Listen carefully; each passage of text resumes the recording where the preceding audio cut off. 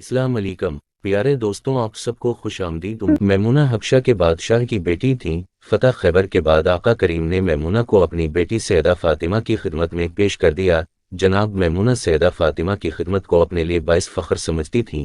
آپ کے خلوص اور ادب کو دیکھتے ہوئے جناب سیدہ فاطمہ نے کبھی آپ کو ایک کنیر کی نظر سے نہیں دیکھا، بلکہ آپ کے ساتھ روزمرہ کے گھر کے کاموں کی باری بنا لی۔ ایک دن میمونہ کام کرتی تھیں تو دوسرے روز بنت رسول آپ حسنین کریمین اور بنات علی سے قدر محبت کرتی تھیں کہ اولاد علی آپ کو اماں کہہ کر پکارتے تھے۔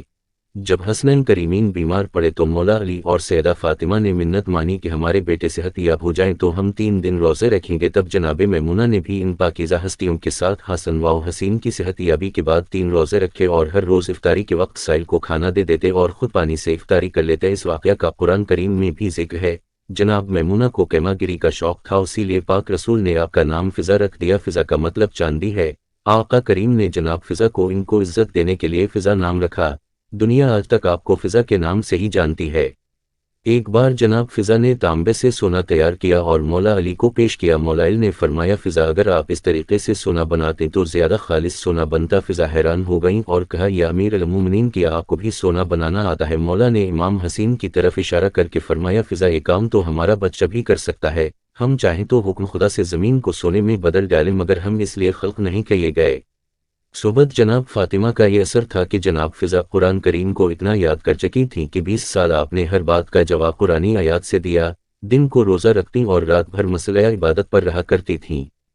جناب فضا کی وفاداری اور اولاد رسول سے محبت اور ادب کا یہاں سے اندازہ لگایا جا سکتا ہے کہ نبی پاک سے عرض کی یا رسول اللہ، رب سے دعا کر کے میری عمر بڑھا دے جائے تاکہ میں آپ کی اولاد کی خدمت کر سکوں۔ پاک رسول کے بعد جناب سیدہ پہ آنے والے مصائب میں بی بی فضا شامل رہیں۔ آپ کی شہادت کے بعد جناب زینب بنت علی کی خدمت میں حاضر ہو گئیں۔ آپ آل رسول کے ساتھ ہر مصیبت میں ساتھ رہیں۔ مدینہ سے کربلا روانگی کے وقت بھی ساتھ رہیں۔ کربلا کے شدید مصائب میں بھی آپ نے جناب زینب کو ایک ماں بن کر سہارا دیا۔ امام حسین آپ کا اتنا ادب کرتے تھے کہ وقت رخصت امام حسین نے الگ سے جناب فضا سے ملاقات کی اور ایک بیٹے کی طرح ان سے رخصت مانگی۔ جناب فضا آل رسول کے ساتھ قید ہو کر کوفہ و شام لائیں گئیں۔ بازاروں میں جب اسیران کربلا پر پتھر برسائے گئے تو ضعیف فضا نے بھی محبت اہل بیت میں پتھر کھائے اور یزید کے سامنے ان اسیران کو پیش کیا گیا تو آپ جناب زینب کے سامنے پردہ بن کر حائل ہو گئیں۔ ایک عالم دین سے سنا ہے کہ جناب زینب کی شہادت کے بعد آپ کئی سال تک سیدہ زینب کی قبر پر مجاور بن کر بیٹھی رہیں۔ اس وقت دمشق کا یہ مقام جہاں آج جناب زینب دفن ہیں جنگل بیابان ہوا کرتا تھا۔ آپ ہر آنے جانے والے قافلہ کو پانی پلانے کے بہانے روکتے اور بتاتے کہ یہ جس کی قبر ہے یہ عام مستور نہیں، یہ نبیوں کے سلطان کی بیٹی ہیں۔ یہ بھی پڑھا اور سنا ہے کہ جناب امام زین العابدین اور جناب فضا کا یوم شہادت ایک ہی دن ہے۔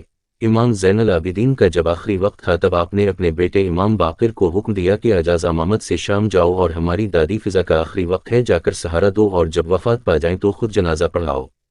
آپ نے 120 سال کی عمر میں وفات پائی۔